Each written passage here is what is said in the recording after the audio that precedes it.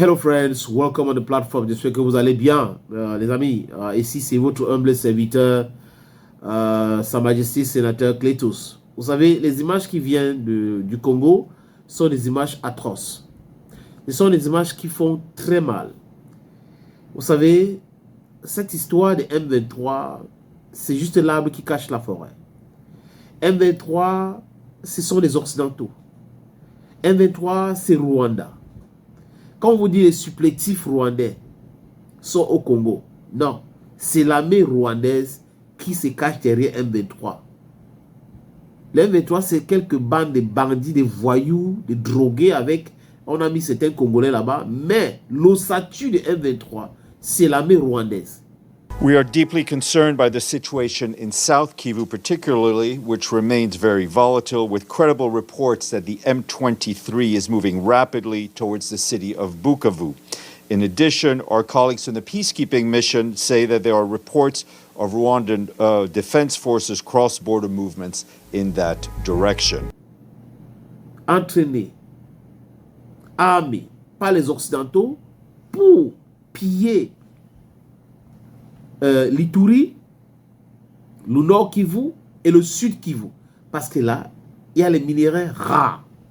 Le coltan, le colbate, l'or, manganèse, je cite quoi, éthane, je cite quoi, je laisse quoi.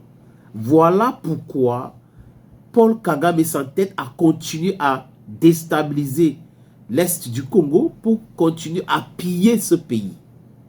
C'est avec la complicité de l'Union européenne. C'est un fait.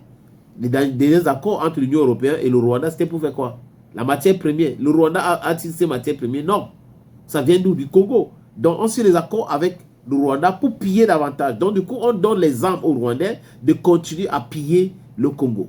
Les amis, le M23 maintenant menace, écoutez très bien, menace de descendre jusqu'à Kinshasa. Donc, prend le pouvoir et pour donner le Congo au Rwanda, pour que le Rwanda puisse piller davantage le Congo. Nous allons continuer la marche de libération jusqu'à Kinshasa.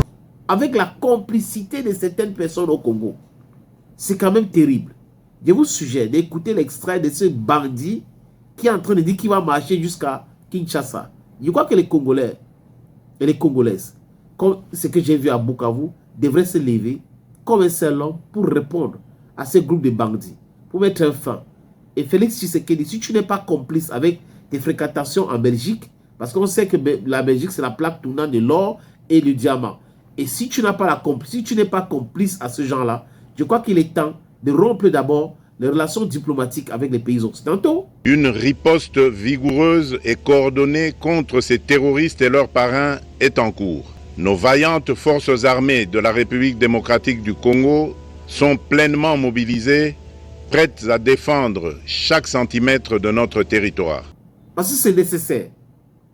Et de signer des accords avec un pays qui peut te vendre les armes, je vois la Russie, je vois la Chine, pour que tu puisses faire face. Tu as vu ce que tu as fait. Tu es allé en France signer des accords avec des bandits, des voyous qui ont volé l'argent des Congolais et fui.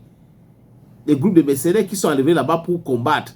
Alors que quand le combat a commencé, les gars ont déposé les armes, ils sont traversés, ils sont allés au Rwanda. Voilà ton travail. Avec tes pasteurs là. Il est temps à ces messieurs qu'on appelle Tshisekedi de se réveiller. Parce qu'il va entrer dans la poubelle de l'histoire. Il n'est pas... C'est-à-dire que M. Tshisekedi, ce n'est pas le discours creux qu'on veut. Discours sur discours, discours sur discours, adresse à la nation. Non, il faut l'action. Entrer dans l'action, M. Tshisekedi. C'est l'action que les gens veulent. Ce n'est pas le bavardage. Les amis, les Congolais souffrent. C'est difficile. Mais c'est possible de s'en sortir.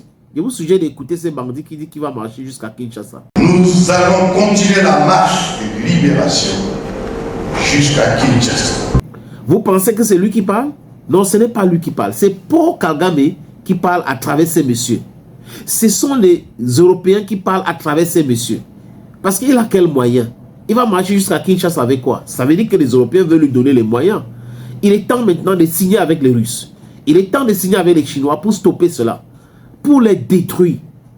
Et acheter les armes. Je ne parle pas des partenariats de avec. Acheter les armes. Pour pouvoir les attaquer. Parce que le nombre est du côté de la RDC. Le nombre n'est pas du côté du Rwanda. La RDC peut avoir des meilleures armes et avec le nombre, le Rwanda tombe dans quelques jours seulement. C'est de ça qu'il est question. Le Rwanda va tomber dans quelques jours. Ça fait 30 ans qu'on est victime de la guerre et qu'on n'agit pas. Et aujourd'hui, la jeunesse est debout pour être en première ligne. On va se mobiliser dans la non-violence. S'il faut des armes, on va le faire pour mettre fin à ce qui se passe. Et les Européens, il faut qu'ils arrêtent leur hypocrisie. Ils pensent qu'on ne connaît pas. On sait qui sont ceux qui sont derrière la déstabilisation du Congo. C'est l'Union européenne, c'est la France, principalement la France. Et les États-Unis, la France tire les ficelles. La France est derrière cette déstabilisation. La France a même souhaité la balkanisation du Congo pour continuer à piller. C'est de ça qu'il est question aujourd'hui, les amis. Donc ce groupe rebelle-là, c'est l'arbre qui cache la forêt. Leur véritable mission, c'est le vol, c'est le pillage. Thank you, friends, and bye-bye.